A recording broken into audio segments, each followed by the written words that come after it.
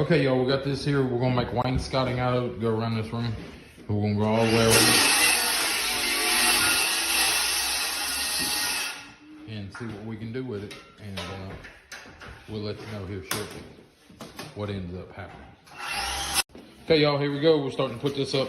We're using this for like wainscoting per se. We're gonna put this around. This already had some of that stuff there. We can't find that anywhere. You can't buy it, so we're going with this. Make it look different. Just define it a little bit, you know, basically. So we're gonna do that, and it'll look all right. We'll come back when we get a little further along, but that's what we're doing. I think it's gonna look good. There's another sheet. Yeah, for this little tool, it's called a multi-purpose tool, I believe. And we use that damn thing for everything. Like when we're trimming these off, that's what we use. When we're cutting electrical boxes, that's what we use. When we're trimming drywall, that's what we use. When you need to trim a corner out, like a corner of a piece of wood, that's what we use. I mean, for not having one for so long, we sure do use it a lot now. And it's like all the time we're using it. So you might want to look into one of them if you're doing a lot of work. It's a multi-purpose tool, I believe is what it's called. It's an oscillator is what it is. It's got a little blade in the front that oscillates back and forth. Right here.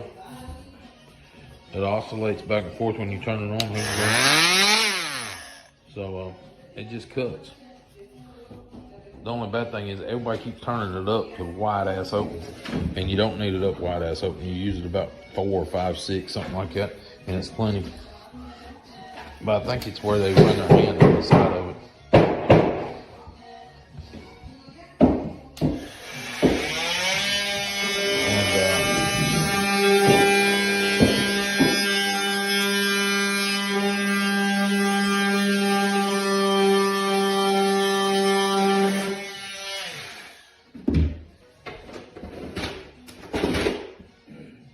You're gonna get comfortable where you cut on it.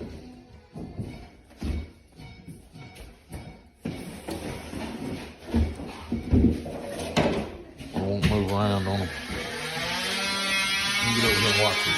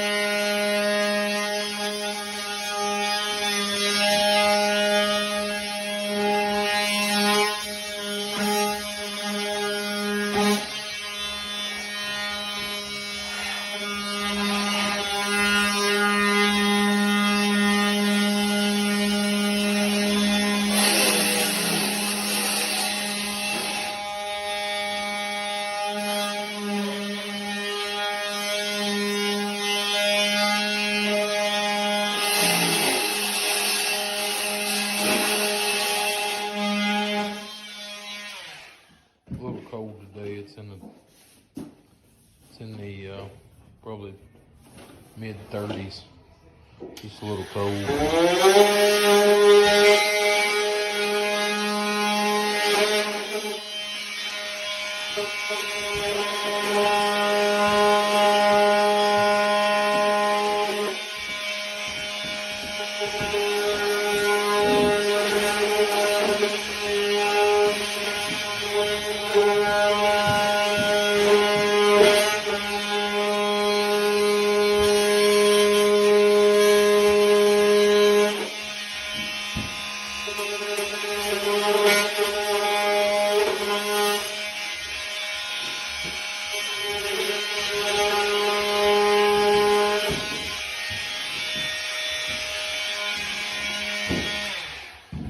If y'all want time stamp, it's cold.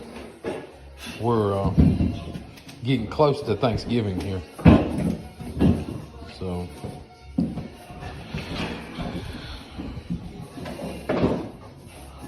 but that's what we use for everything. Everything on this stuff anyway. So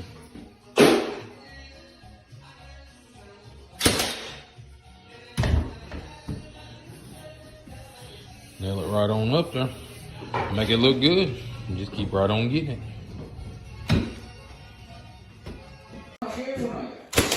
Alright y'all, this is how this one's turning out. Turning out pretty good really for what it is. Just cleaning it up, making it look a little better, making it look different. You know, like that over there. And you can tell that's gonna look a lot. Get that all the way around, trim it out. Good to go. So that's looking excellent. Keep walking through it there. It is stood up a little bit off the floor, but that's fine because we're gonna put flooring down and it'll go right up underneath it and we'll be good to go with it. So we're getting there slowly but surely, but we're getting there. That's all that matters. Not how quick, it's when you get there. We're not about production. We're about just getting it done. We do this for fun. Me and Ronnie both work 40 hours a week. Well, we actually work about 50 hours a week at our daytime job. This is our weekend job here, so.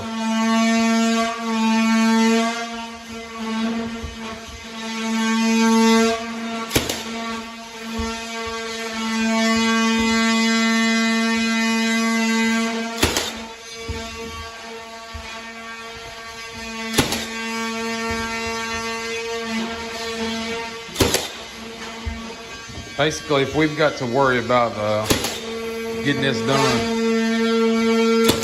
we're in the wrong profession.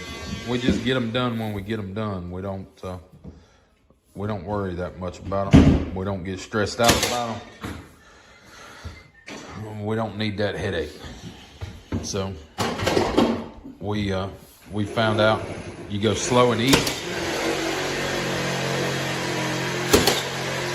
You don't take no loans out. You don't do anything.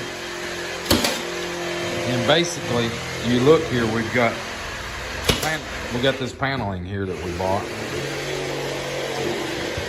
I'm talking about 150 bucks to do this wainscoting around this room. You know, anybody should be able to do that.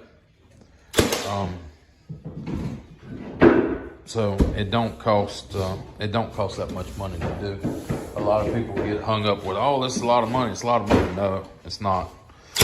Even with the price of everything going through the roof, some of it's a lot of money. Like that gun he's holding there, that's a lot of money. But it's a one-time investment. You only buy it once and you forget about it. So and I could do it the other way. We could do it with a hammer and nails, but if you do that, then you're killing your guys and you only get about half the production done. We try to have a little bit of good things here and there. But that gun still ain't a ton of money. It's like $300, $350, something like that. But what you do, you buy that gun and you don't work for 3 weeks. So then you're good. But we just figure all that stuff out, how to do it. Y'all want to see a transformation? Look at that. Just look at that. We're still working over here. But that's just, that's it, ain't it? Looks good there. Looks real good. Nice transformation there. So, very, very minimal cost. I think it's $100 or something like that. That's 30. We're running at 32 inches at the wall. Basically, we picked that number because that's 3 pieces out of 1 sheet of paneling. We're only going to use maybe 4 sheets, so it's probably only going to be about $80, $80, $90 to do this. And, you know, maybe 3 hours of time here, and we'll be done with it. So we're doing, well, I don't think I'm going to do that. I think I'm just going to go to this corner and then do the same thing over here, and we should be good. Okay, y'all, we got the wainscoting up. What we classify wainscoting anyway. We classify it as wainscoting. Wainscoting.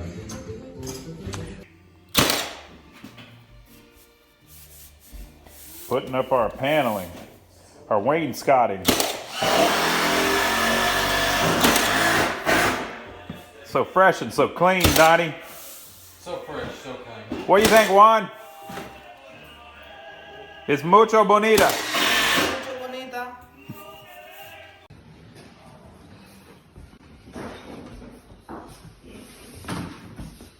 Putting the last pieces in on this side. And the living room will be done. We got our wainscoting up all the way around the living room. So that's nice. We got our walls painted. We got all of our slats up. We got that big hole that was over there fixed. So we're getting a lot of stuff done in here. Flooring's done. Everything looks good. So, okay, y'all, that window that was all screwed up. We got that one painted last week. We got it ready to go in. We're gonna slide it in there real quick. And that will be another checklist so we can get off the list here. You know, we went and bought all them. I think we bought 18 of them at one time. And that's the reason that we bought them, for that one window. But we could buy the 18 cheaper than we could buy the one. So we went ahead and got them. And we're gonna knock them out here and get it installed and let you see what the final product looks like. Okay, y'all, you see standing water right there. And that's from this window sweating. So 90% of the time, these houses has got damage right there, and everybody wonders why. There you go. Your windows are sweating, your window seals are rotting out. All you can do is keep them painted real good and see what you can do with them. So we're gonna stick that one right back in its place there.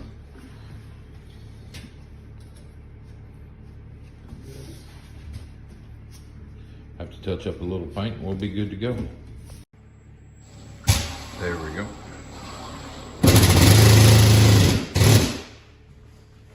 They're getting it installed there. We'll get it knocked out. Get our screws back in it and we're good to go. Get our other window put in there.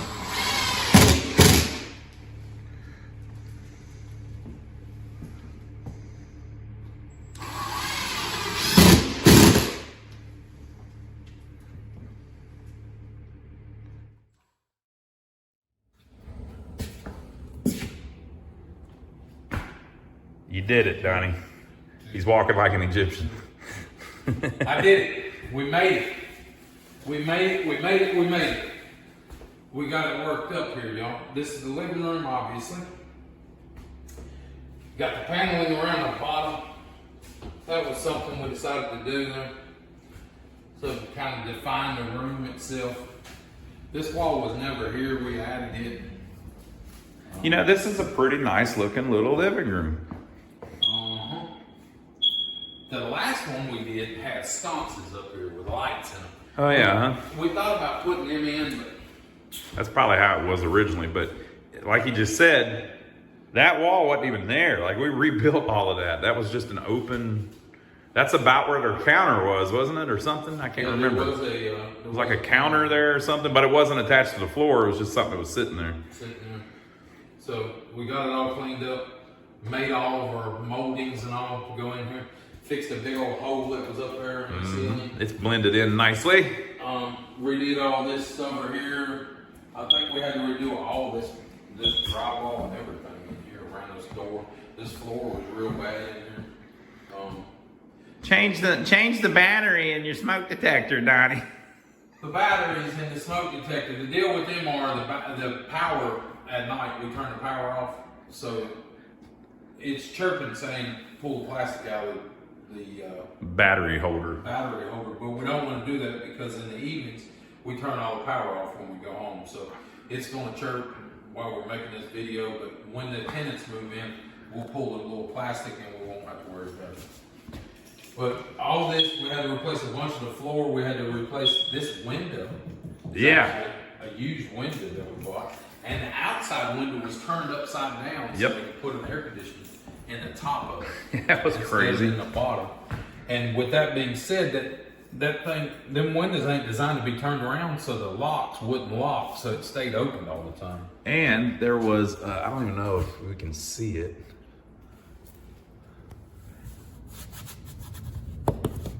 Yep. There were bolts all the way through the wall. Yeah, with big. Because there was a big cage mounted on the back. Yeah, the whole there.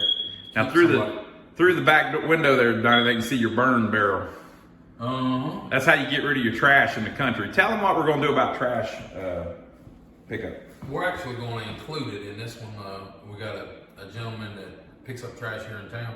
He's got his own trash company, and we're going to include it in the rent. So we shouldn't have problems with trash in the area. Some people will actually rent a place out in the country like this. And if you don't know, because you live in the city, if you're out in the country, nobody picks up your trash automatically. And in the city, they put it in your water bill usually, depending on where you live. Like in mine, I live in Charlotte, and it's in the water bill. But out in the country, they don't do that. We are on city water here. We're on county water. County water here. And so we don't have a well, but there are people that will rent a mobile home or something like this and then not get trash pickup. And it just piles up and they don't go throw it away, and it just creates a huge mess. So a good idea is, if you're going to rent it to somebody, get the trash pickup in your name. It's going to help you out in the end run, because then they don't have any excuse. If they can't walk it out to the street and put it in the provided trash bin, then you can take it down the street. The landfill is about maybe 5 or 6 miles from here. Yeah. You can take it over there and they charge you, I think it's 50 cents a bag.